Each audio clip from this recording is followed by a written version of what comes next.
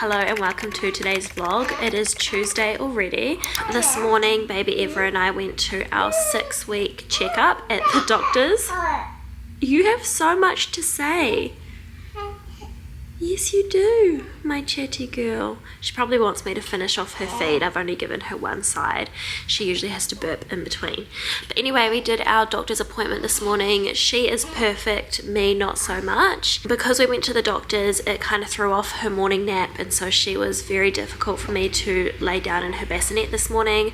I ended up just giving up. I got changed back into my pajamas because when I'm holding her I just sit in my bed, so it's just makes sense for me to be in my pajamas when I do that. So I rocked her to sleep again, and then we just had a contact nap laying in bed. I did decide to be kind to myself today, and I have brought my grocery order. I ordered it online and got it delivered, which is the first time I have ever done that.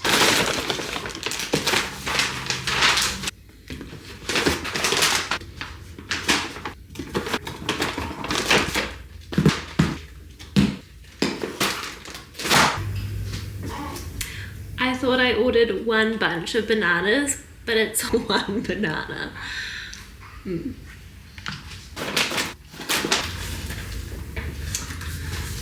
Again, these are 2 little chicken stocks. I needed 2 big ones. The cutest thing just happened when I came over to sit by Eva. She was fussing while I was in the kitchen, and then I came and sat next to her to eat my sandwich, and she stopped grizzling and she gave me some smiles. Hey. Yeah, she's such a chatty girl. And we're just playing with Echo's toys. Playing with Sweet Brother's toys. I've just gotten Eva down to sleep in her own bassinet. It's just gone 3 p.m. and this is probably her first nap in her own bed since about 1 a.m. this morning. I have been up for a very long time. I got about 4 hours of broken sleep last night. She has just been unsettled in her tummy and she is falling asleep. She was asleep in the night and this morning, but I end up having to hold her so I don't get sleep that way. But anyway, she is now asleep in her bassinet. I am so exhausted. I am so tired. I really need to go and try and get some sleep with her right now because I don't know if it's even gonna last. I don't know if she's gonna have her full nap asleep in her own bed. She might wake up, in which case I will have to hold her again. So I'm going to go and have a nap. Eva only slept for 40 minutes, so I got about 30 minutes of sleep out of that, just enough to give me enough energy to come and do a Pilates session. How cute are my Pilates socks? They're sticky on the bottom.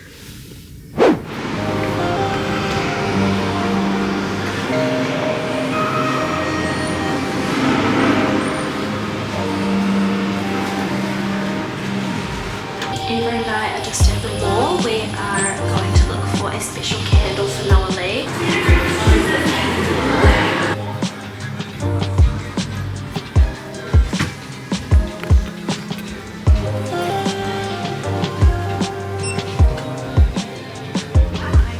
Hi.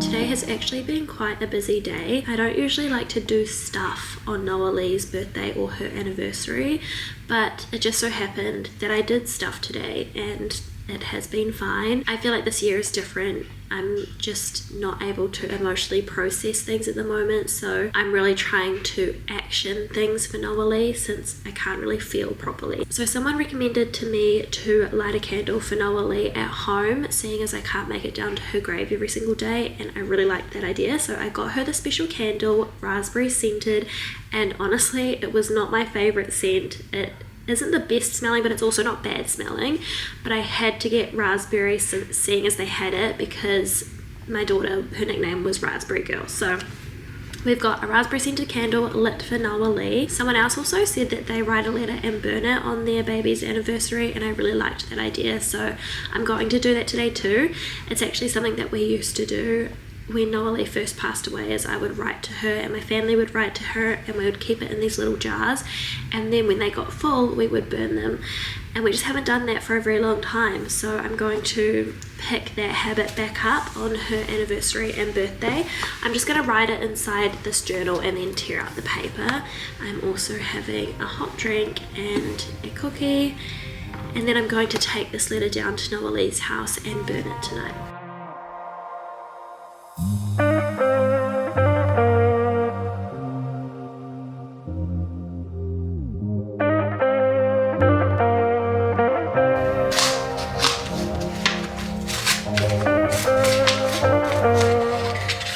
My writing is barely readable and I haven't ripped it straight, but no one else is going to read it. It's just for Lovlies, so it didn't really need to make much sense or be readable.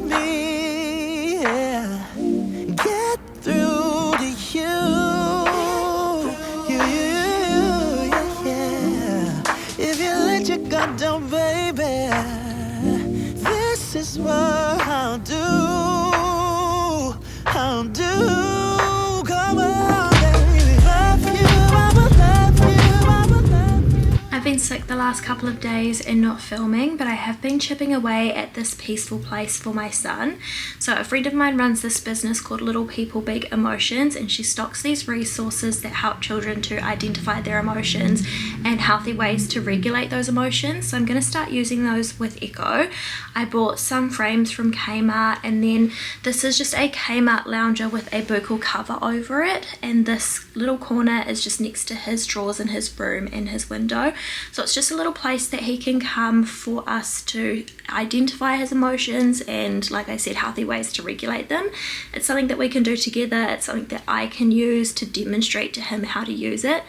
Echo is verbally really good at telling me how he's feeling already, but there are a lot of other emotions that he still has to learn and to understand, so these posters will help him to do that, and then we can start to look at ways that he might want to tend to those emotions. So it might be listening to music, it might be playing with some toys, it might be having a cuddle, it might be singing a song or listening to some music.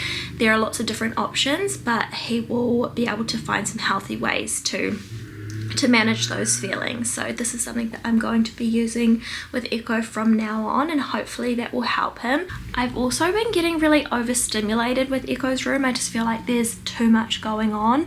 So I have moved his decals from around his curtains onto his wall by his bed, and then I took down the bunny that was above his Echo name, but there's just something not sitting right in here for me, and I have a feeling it's his wardrobe, which has all the dinosaurs on it and the black chalk paint. I did that because the door is chipped and the white paint needed repainting anyway, but it was gonna be such a hassle to do. So as a quick fix, I thought it would be fun to put the dinosaurs on there for Echo because that's something that he's interested in, but I just don't like it, and it makes me overstimulated when I come in here, or I just feel like it's too busy. So I'm not happy completely with how I've changed it around for now. I really like this little corner, but there's something that's too busy in here. Anyway, as long as Echo likes it, that's all that matters, and I'm pretty sure he could not care any less.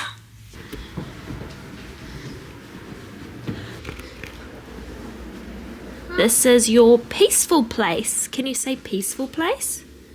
Pukuriri's angry. Which one are you? Are you happy? Yeah, where's happy? Oh. Yeah, it is. Good boy. This is your new peaceful place, son. Can you say peaceful place? Peaceful place. I felt so gross all week, and so I just haven't wanted to be on camera. I've been sick, but I just feel gross for a number of reasons. I'm really struggling postpartum. And I just haven't wanted to show up on camera. I feel like I've lived so many weeks in just the last few days. Like, it feels like so much time has passed and it's only been a week. Like, I can't believe that only a couple of days ago was my daughter's death anniversary. Maybe I haven't registered that it's been, or it just feels like it was forever ago. I've felt so gross about myself that I've been making myself put on makeup every single day. Like, nothing major, just something. And it's making my skin gross because I don't usually wear makeup all day every single day. So I'm trying to give my skin a break. I'm just gonna put a face mask on and hopefully that'll hide it. This week should have been focused on Noah, and like I kind of explained, I feel like everything that's going on for me right now has stolen my ability to focus on what's actually important. Usually every year around her death anniversary, I will film a grief update, and it's more of a journal entry type log for me to be able to look back and observe the changes and the progressions, or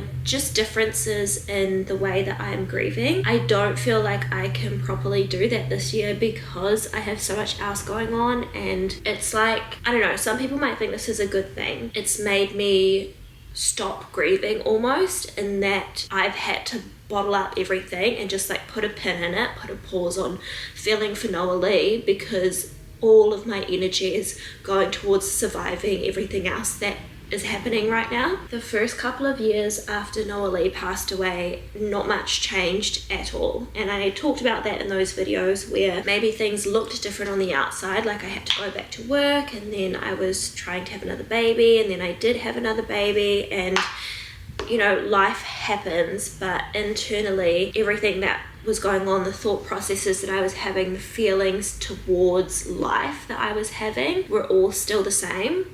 I'm doing a terrible job of spreading this out. Give me a second. The third year though, a lot of change happened. I started to participate in life a lot more outside of what was absolutely necessary for just general well-being and my son. I had to make my world very, very small in order to survive. I was literally just doing the bare minimum, and anything extra was just going to my son. I just wanted to focus on giving him the best life I possibly could. And in that third year, I slowly started to do things that weren't just about my son. It was actually just something that I wanted to do, and for no other reason at all but to have fun and enjoy myself.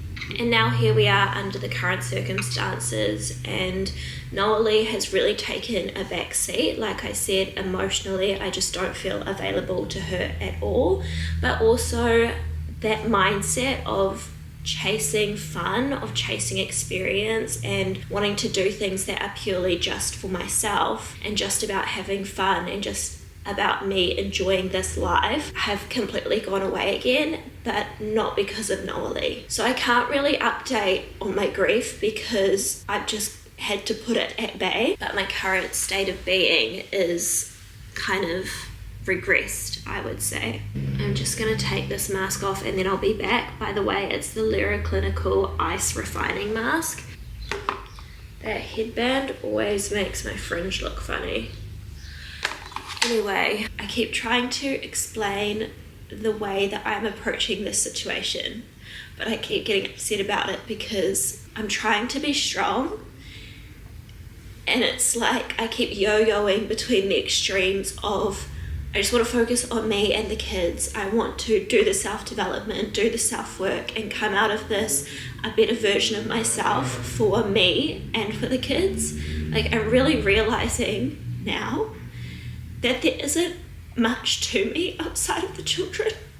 Like, as a person, I keep thinking, what do I have to offer? And I don't have anything other than that I am a really good mom. And I keep falling between that mindset, which lasts a very short time. Like, that's my overall goal. And I try to do little things towards that, but how I actually feel, I just feel so horrible about myself. Like, I just feel gross, and I feel like you need a lot of self-respect and a lot of self-love and self-esteem to believe that you are worth this work and worth that version of me, and I don't have any of that at the moment. I have no self-esteem. I don't feel like I have any worth at all, and I know that that is not true, and I don't want to believe that. But just certain things keep happening to me that affirm those thoughts, that affirm those feelings. And so it's really hard. It's really hard to stay in this place when how I actually feel about myself and how things that are happening to me make me feel about myself keep bringing me back here. Anyway, I don't want this to be a pity party. I don't want you to tell me what you think about me, because at the end of the day, it doesn't matter. Like, all that matters is how I feel about myself, and it means that I have to do the work. I want to get to a place where I'm not in survival mode. That's what I want this coming year, because it's almost the end of the year already. But next year, I want to be in a place where I'm not constantly in survival mode, where there is extra that I can give, where I am able to spread myself between the two children and Noelle. I just want to be more available to her mentally, emotionally, and physically. And right now I'm not able to do any of that, like bare minimum emotionally to feel for her, and I'm really struggling to even do that. Anyway, enough of this. Let's just be done with this vlog and start fresh tomorrow, being Monday. It's a new week. I'm going to try and do something every day to get out of this hole that I'm in.